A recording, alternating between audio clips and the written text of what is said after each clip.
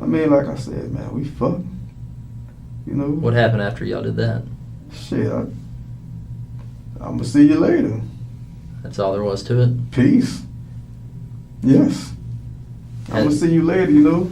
had she recently told you about any health problems that she might have? Oh no. So you have no idea about anything with her, or did y'all wear condoms when y'all have sex, or what do y'all do? No. I mean, No. we just straight up fucking. So she never told you that she had HIV or anything like that? You serious? Did y'all ever have that discussion? I wouldn't be asking you if I'm not a joking type guy. Oh man. Did she ever discuss that with you? She Because I had been told that she had had a discussion with you about that. She kind of joked about it, and that was that. Cicely Lee Bolden, known as Cece to those who loved her, came into this world with a built-in best friend, a twin by her side from birth. Raised in Texas, she grew into the kind of woman who didn't wait around for permission. She was independent, outspoken, and determined to carve out her own path. That drive led her into healthcare as a certified nursing assistant before she eventually discovered her true passion behind a stylist's chair. Her dream was simple: open her own salon, build something for herself, and create a better life for her children. By then, life had already moved faster than her plans. She became a mother to a daughter, then later welcomed a son. Like many single mothers, she spent her days juggling responsibilities, chasing stability, and trying to build a future with whatever pieces life left on the table. But while Cicely was responsible when it came to work and her children, her love life was a different story. She had a weakness for companionship, a hopeful belief that the next man might be better than the last. Instead, several relationships brought chaos, violence, and heartbreak. One of them left her carrying a burden that would follow her for the rest of her life. Most people think secrets die in the dark. The truth is they usually wait patiently for the lights to come on. Eventually, a man entered Cicely's life believing he knew who he was dealing with. Later, he discovered there was far more to her story than he realized. What should have been an uncomfortable conversation became something much uglier. Hurt feelings turned into resentment. Resentment turned into rage. And in a tragic twist of fate, the disease that threatened Cicely's future wasn't what ended her life. A man did. Welcome to the American Crime Femicide channel. Please like, share, subscribe, and hit the notification bell for future uploads. By 2010, Cicely was living in Dallas, Texas, raising 2 children from a modest apartment on the city's south side.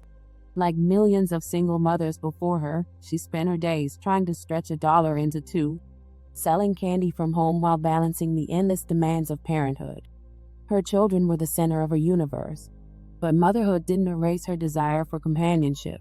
So when the kids were asleep and the bills were paid, Cicely did what countless lonely people do. She went looking for love. Unfortunately, Dallas was full of men offering discounts on disappointment. A scroll through her Facebook post reads like a woman trying to put herself back together after life hit her with a sledgehammer. Early on, she talked about finding the one, moving on from failed relationships, and hoping the next man would be different from the last. Then something changed. The optimism started fading. She spoke about being hurt by someone she trusted. She cut her hair and announced a new me. She hinted at carrying a burden she wasn't ready to explain publicly. More than once, she posted cryptic messages asking what someone should do if a person they loved gave them something they could never return. She never said exactly what she meant, but she didn't have to. The pain was writing the captions for her. Some days she sounded angry. Other days she sounded broken. Then there were moments when she seemed determined to fake it until she made it, posting about loving her life again and thanking family and friends for helping her through difficult times. But behind the motivational quotes and declarations of personal growth was a woman learning how to live with a reality she never expected. Whatever happened had changed her physically, emotionally, and spiritually. By the time 2012 arrived, Cicely appeared to be doing what many people do when life hands them a sentence instead of a future, trying to smile through the pain and convince herself there was still something worth living for. Around August of 2012, Cicely began chatting online with 36-year-old Larry Dunn Jr. Larry was married, had several children, and was actively shopping for side relationships while presenting himself as a single man. The two quickly developed a flirtatious relationship that revolved heavily around sex and fantasy. For Cicely, it may have felt like another chance at companionship. For Larry, she was simply another woman in a growing collection of secrets. Neither seemed particularly concerned with the fact that both were building a relationship on half-truths and omissions. The difference was that one of those secrets would eventually become deadly. On September 6, 2012, the illusion collapsed. According to investigators, Larry and Cicely had been intimate. At some point afterward, a conversation took place that Larry claimed changed everything. What should have been an uncomfortable discussion escalated into murderous rage. Larry walked into the kitchen, grabbed a knife, and stabbed Cicely twice in the neck. Then, in a level of coldness that is difficult to comprehend, he took a shower, left the apartment, and abandoned her body for her children to discover when they returned home from school. While Cicely's life ended on that apartment floor, Larry's day continued as if he had merely finished another errand. Detectives initially faced a difficult investigation because Cicely's dating history created multiple leads and multiple potential suspects. Eventually, evidence pointed squarely at Larry Dunn. Investigators learned he was the last known person to see her alive. But today, Larry, we got a call at her house, and she was found deceased in her apartment. And right now, we don't know much about what's going on other than she had a couple of boyfriends. And we're trying to talk to everybody that she knew, trying to get information about what's going on. And I'm sorry to tell you this way, that's why I don't tell people over the phone about a death. You understand where I come from on that? Oh my God. Hold on. And I'm sitting in here. Oh my God. Oh, I'm sitting in here as what? You're sitting in here as nothing right now, other than somebody I wanted to talk man, to. Come on, man. You have to understand, Larry, that we talk to everybody who I've had these rooms full all night. We got to rule people out. Man, listen. So we don't waste our time with people. Oh, man. And so we can get on the right track of our investigation. Listen, man, I was fucking around, and that's the truth. You know, What do you call her? What name do you call her? I know her as Cicely or Candy. Okay. That's all I know. That's what I know that's her. And you met her on a chat line? Yeah, I don't even know if that's Has her it been real a while? name. Has it been? Oh man, it's a couple of weeks. And what chat line did you meet her on? I don't know if it was Vibe Line or fucking. It's a few. It's several of them. I don't know which one I was on, man. Hey, Well, just tell me what happened today. That way. Man, I went over there and I fucked her. And what time was that? And I got missing. That was early this morning. You know, as far as like hours, I know I walked in my job, got on the clock like 7:30, walked in the office. My supervisor's name is Ray. She said, hey, you know, you've been on the phone too much, blah, blah, blah, you know, you terminated. And I'm like, God damn, you know. So I called her like, look, you know, I want to come through. I want some pussy. Straight up. Right. You know, I want, you know, what's up? She's like, come on. And I went over there, I fucked, and I got Now, missed. is it as a relationship or is it a? No, is hell that, no. No, I'm married, dude. Well, I'm not talking about that. Do you have to pay for it? To be, No. Okay, that's No, what I mean, did. like, you know, we'll smoke a, you know, I'd buy a bag of weed or something, you know, and we'll cook. But it's not like a prostitution deal. No. So, I mean, I hope she wasn't a prostitute. No, I'm just. I don't know. You said you don't have a relationship, but No, fuck no. I don't know. A lot of people meet prostitutes on chat lines, right? Yeah, I mean, it's on there, yeah. So that's why I'm asking. I'm just clarifying that you're not paying her for sex. No, You're just. No, we was, I mean, Just kind of. she getting it sounded on. like, you know, she wanted to get serious, and, you know, I was kind of like, shit. I mean, I was liking the pussy was good, you know. But damn, oh my God. So y'all been having sex for 2 weeks, 3 weeks? What? We had sex like 3 times. Like 3. Okay. And y'all have never gotten into any kind of arguments or fights or? No, I mean, shit. The argument and fight for what? I mean, I'm not her dude. She ain't my How chick. did you get over to her house today? I drove. You drove your Ford, what is that, Focus? Or- Focus, yeah. Was that blue or silver, or what color was it? Silver. And you're pretty sure about the time that you were over there? God, no, man. Oh, my God. Larry, you can understand why we want to talk to you, right? I do, but damn, man, I was just fucking around. Oh, my God. Oh, my God. And I'm sitting in here talking to you about she was killed? Well, she was found dead in her apartment, and we're working out. Oh, my God. You know, we're treating it as a murder right now. Oh, my fucking God. What were you wearing when you went over there today? A t-shirt, some jean pants, and the fuck shoes. I got some shoes. I think I had on my Nikes. I had on my Nikes earlier. White, gray, and blue. Okay, and all that's still at your house? Yeah. Okay. Yeah. When you were there, did she take any phone calls? Did you hear anybody come to her door?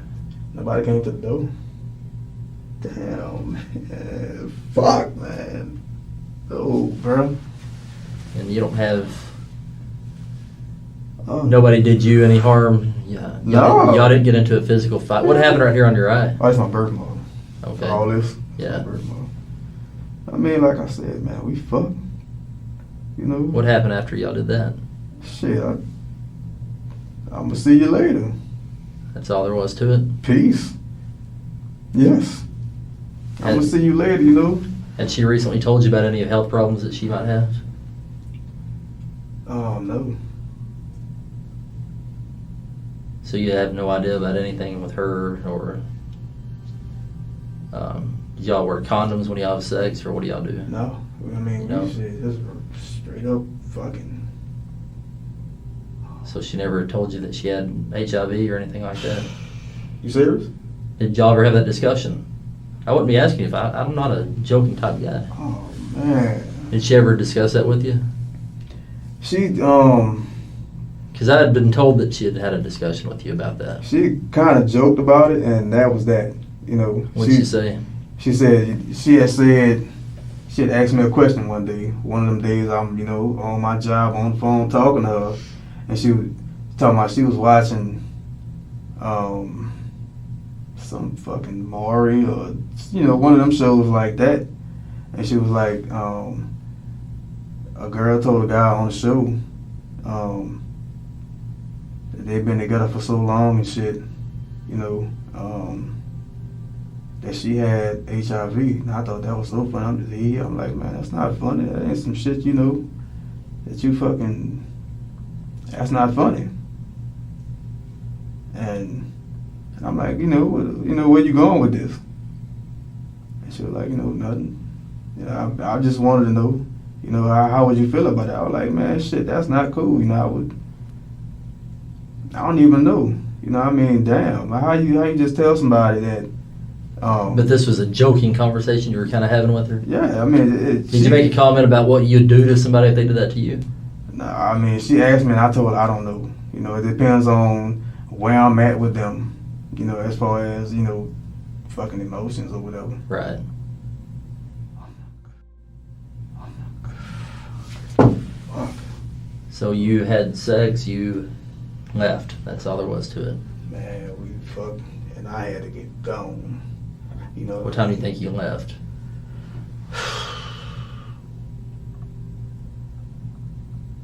I don't know, by 10, 11, something like that. How many hours do you think you were over there? 1. Shit. I went over there and, you know, like I said, man, I went over there and got my fuck on and got gone. Oh my fucking God. What, you remember what she was wearing when you were over there?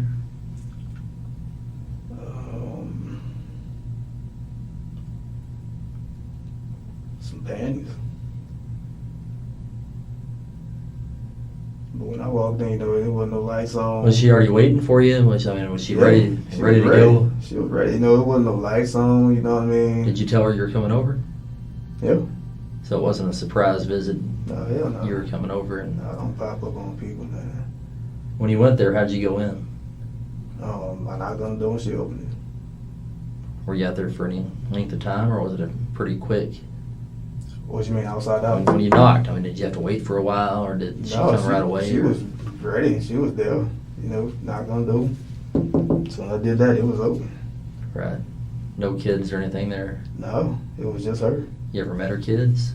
I seen them once. No, I seen them twice. 2 times I seen them kids. But shit, they was, we hours of the night, they ready to go to bed, you know what I mean? Once you come over, give me some of that, all right, come on. So you called her before you showed up, so it's not like you were... No, I don't do that pop-up shit, you know what I mean? I don't play that shit, So did you call her and say, hey, I'm here, come open your door, or... No, I knock, open the door, and again, she opened. After you talked to her on the phone and told her you're coming, how long do you think it took you to get there? GPS from my job to the house is about 35 minutes, 30 minutes. Okay, and where'd you go after you left? I went back to my house. And then where? Did you just hang out at your house all day, or what? No, I went back to my house, man. That's about it. Did you go anywhere else during the day? Pick your wife up from work? I picked her up, that's all. I went to my house, she told me to be there at 4 o'clock. Shit, I went over there and got her. Did you eat lunch at your house, or where'd you eat lunch? No, me and her, went and got her some Chipotle. You and... Me and my wife. Oh, not Cicely? No, me and my wife got her some Chipotle, when I picked her up. Wow. So you never got mad at her for telling you that she had HIV or anything like that? Again, she didn't tell me. It was like I said, man, it was like some hypothetical shit. Right. You know what I mean? But I can understand where if that was the case, that somebody could get pretty upset with it. Somebody probably would get mad. You know what I mean? But shit, I got shit to lose, man. You know what I mean? What do you have to lose? My wife and my family. Well, you were jeopardizing that right off the... I was. But damn. Especially with, somebody that could have a disease that's life-threatening. So you got a lot to lose in that aspect. And if she told you this, and you start thinking about your family, and giving it to your wife, and you got 2 young kids, I can see where somebody can get mad. I can see it too. Shit. God damn it, man. But Larry, if something happened when you were over there, you were at her house. She was found dead in her house. Fucking dead in the house. It puts you in a bad spot. It does. It sounds like it does, But if anything happened, and maybe you confronted her about what she told you, and she came at you, and you were there when something happened, don't let me find out through other means, through physical evidence, through shit that we're gonna find in the house. Yeah. If anything happened when you were there, it's better to get it out now and tell me what happened, because it might be understandable of what happened. If she came at you, or I don't know. I wasn't there. Shit like that. How could you understand? Somebody dead. That's man. The only thing that happened between me and Cicely, if that's her name, you know what I mean. That's her name. We fucked. So there's nothing going to be found in that apartment that's going to link you to her death. Nothing I can think of other than we fucked. Did you ejaculate in her? Hell yeah. Shit. Why not? So when they're doing her autopsy, they're going to find your sperm in there, right? And what does that mean? It doesn't mean anything. It means y'all had sex. Exactly. So I'm saying, what does that mean? Because my it doesn't mean nothing. Exactly. So I'm just trying to find out from you if you had anything to do with this. Man, again, me and Cicely fucked. I was fucking around on my wife with this mother. Oh, man, she So when you left, where was she when you walked out the door? still in her bed. You know, Was she naked? I don't know. She might have put her clothes back on. I'm not sure. Hey, it was time to go. You know, Did you leave in a hurry? in a hurry. In a hurry. I don't know what's a hurry. No, hey, I'm about to leave. I'm gonna call you later. You know, when I'm gone. Just beeline into your car and getting out. Beeline. I walked in my car and left. Are you sure about the times? It was like I said, man. It was after 7:30 and somewhere around 9:10, man. What Chipotle did you go to? It's on MacArthur, right off of MacArthur and Royal. And what time was that? After I picked my wife up. I don't know, what time was that? After lunch or after dinner? Was it a dinner or? It was like I picked up at 4 o'clock on the dot. So y'all had Chipotle at 4-ish. So you left her house, you went straight home. Straight home, chilled out till my wife told me, come get me. And trying to think of a way to tell her, you know, fucking got fired. Which you haven't done yet. How'd you feel about getting fired? Were you pretty pissed about it? Not pissed, you know. I mean, I thought it was some bullshit, but it is what it is. I mean, that's Had you been there for a while? no. I started working there in May. In May? And that's just, you're a mover. You move furniture, houses, or what? Fucking furniture, you know. If you got a 7-bedroom house, we coming. It don't matter. If you got 30,000 pounds of furniture, it don't matter. We coming to move it. Whoever you want it. And that's what I did. So I can't say I was like upset by that because, man, I had a hard ass job, man. You know? So, excuse me. I can't say I was like mad at it. I'm like, shit, how you gonna fire me? You know, and we basically slaves, so you know, whatever. She wasn't trying to hit me. You know, I'm like, hey Ray, that's her name, Ray Cook. You know, tried to start explaining, you know, why I was on the phone and shit, but she wasn't trying to hit me. Right. So it was what it was, man. You mind showing me your hands? I know you do Calluses on shit. heavy work. Turn them over the other way. How about tattoos? How many tattoos you got? 1, 2, 3. You have any on the I chest? got one right there. So that's What's up your shirt for me? Is that the Thug? yeah. Is that from way back when or what? Man, I was like 17 when I got that. See your legs. I don't think I'm gonna test my legs. Right. Ash and shit, but I ain't got no test. Right. Well, how we gonna prove where you were, man, at home? Was anybody there with you? No, my wife was Did at you get your work. kids from school? My wife was at work. My sons, my youngest son was in daycare. My What oldest time son. did you get him from daycare? Hmm? What time did y'all pick him up from daycare? After I picked my wife up, went over there and got So my after youngest 4. boy. Yeah, and then we had to do the PTA shit after we picked up my youngest boy. And my son had PTA earlier. How about your oldest? How does he get home?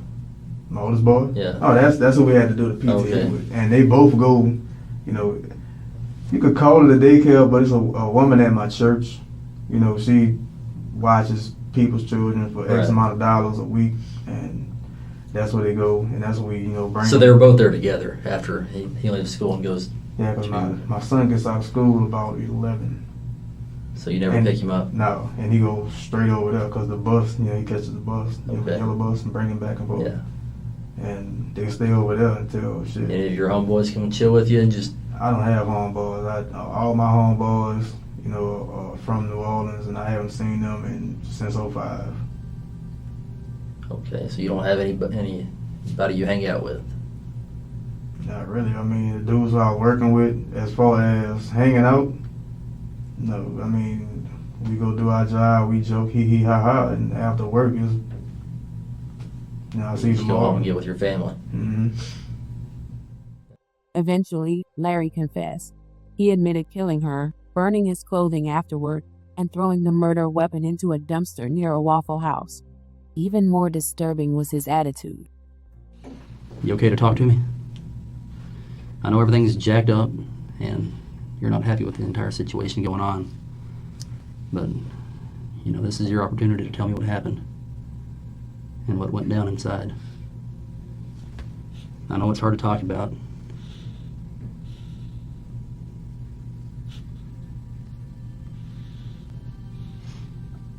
How did she make you feel? This is your chance to tell me all that. Because I don't think you're a bad guy. I really I don't. was enraged, man. But before we... I was totally fucking blown away, and I thought about her. And what you and I talked about when we first came in here. You remember that? About your rights. You still understand all your rights? Mm-hmm. Yes or no? Yes, I do. Okay. And would you like me to reread them to you or anything? Or I know. You're still willing to talk to me about this? It don't matter, man. Okay, so you are willing to talk? Yeah. All right, well tell me what happened. Why were you so enraged? She gave me HIV, man. I understand. And she knew she had HIV. This wasn't no secret. This wasn't like some, I had no fucking idea, Blatantly. And when did she tell you she had HIV? Friday or Saturday passed. And what happened this morning? Were y'all still talking? Were you thinking about looking past the fact that she had HIV? I was. Because I really, I thought she was bullshitting. I thought it was something to test me to see if I liked her that much. I don't know. Right. Did you really have sex with her this morning? Yes? Knowing that she had HIV? Again, man, we had already had sex like 4 times. So you didn't think one more was going to matter? Why would it? 4 times. Unprotected. With a chick with HIV. So what happened? What made it different this time? What made it different? After y'all had sex, what happened? I told you, man, for the past week, I've been a dead man walking, and all I could think about was her. And why and how could she possibly do this to somebody? Right. Like, why? Why me? Why me? And it was just, my mind's just blown, and I was fucking hurt, and the goddamn it, my mind was going 1,000,000 miles a second all day since she told me. Every day since she told me. And I couldn't fucking believe it. And I didn't know what I wanted to do or how I was going to do it or whatever. But I wanted to make her pay. Killing her wasn't on the menu, but that's just how it ended up. So what happened when you were over there after y'all had sex?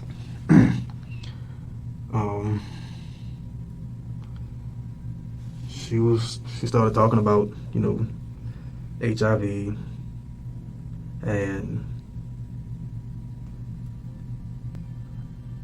I just lost it, man. And what did you do? I went in the kitchen and I got a steak knife, and I did her. Where was she when you went in there with the steak knife? Still on the bed. And I laid down next to her and did her. Did she see the knife in your hand? No, she didn't see it until it was in her throat. How many times did you stab her? Twice. I think twice. And then what happened after that? I fucking freaked out. And I got the fuck out of there. Did you do anything before you left the house? What you mean? I mean, after you stabbed her, did you just leave? I left. I just got the fuck out of there. Did you see anybody in the house when you left? No, nobody was there. What'd you do with the knife?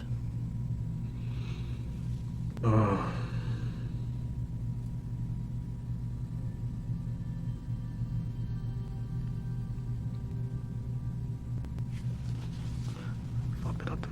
It's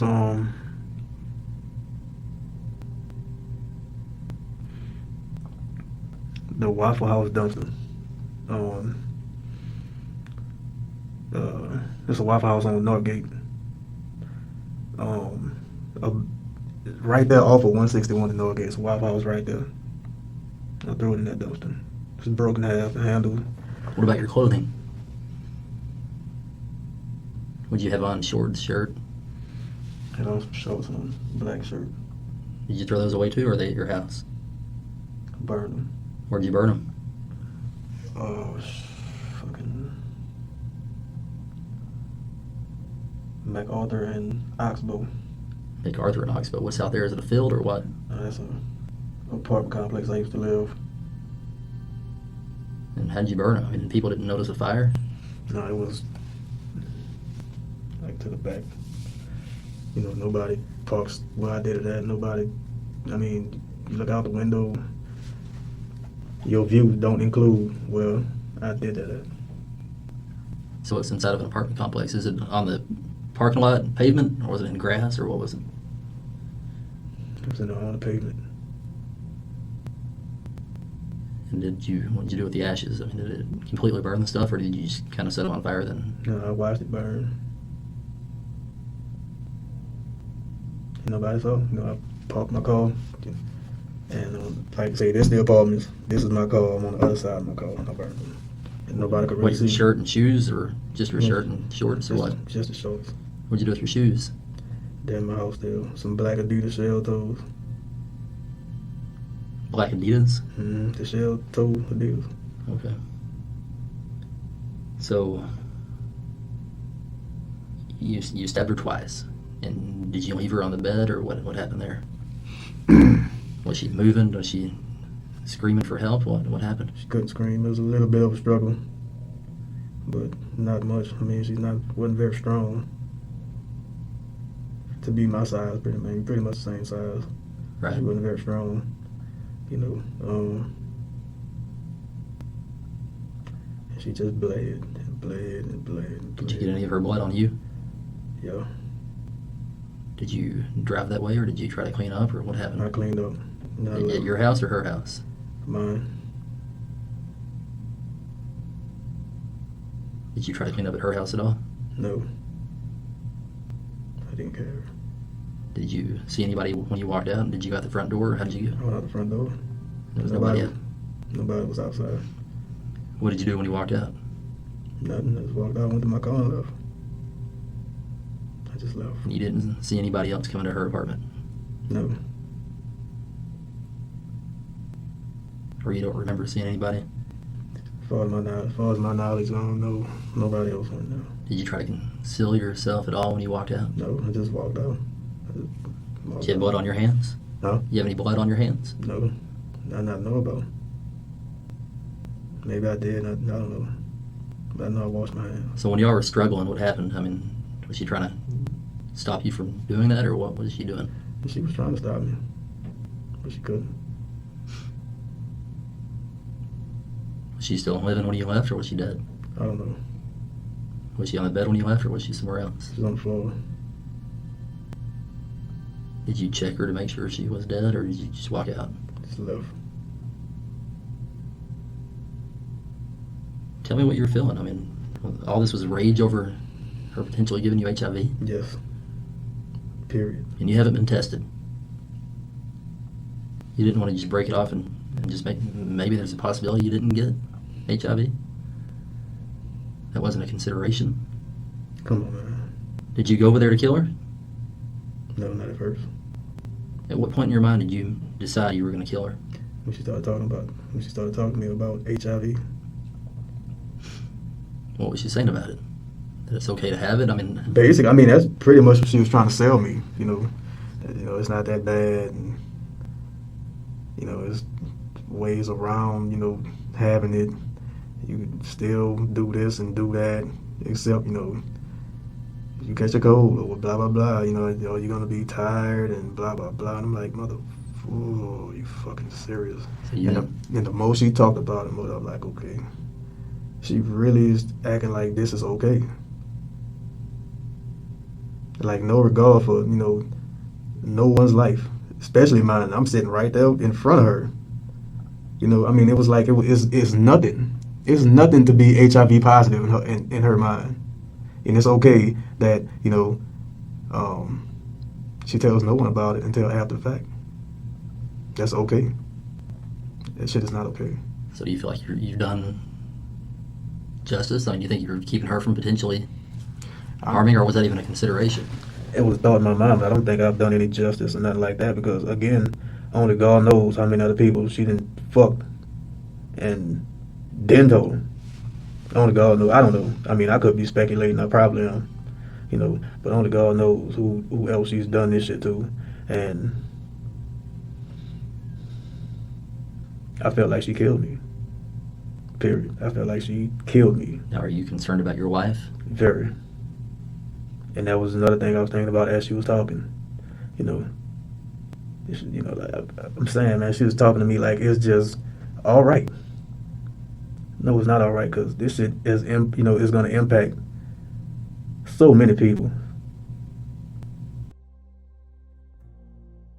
The problem with Larry's explanation was that parts of it didn't add up. Investigators recovered communication suggesting he knew more about Cicely's circumstances than he later claimed.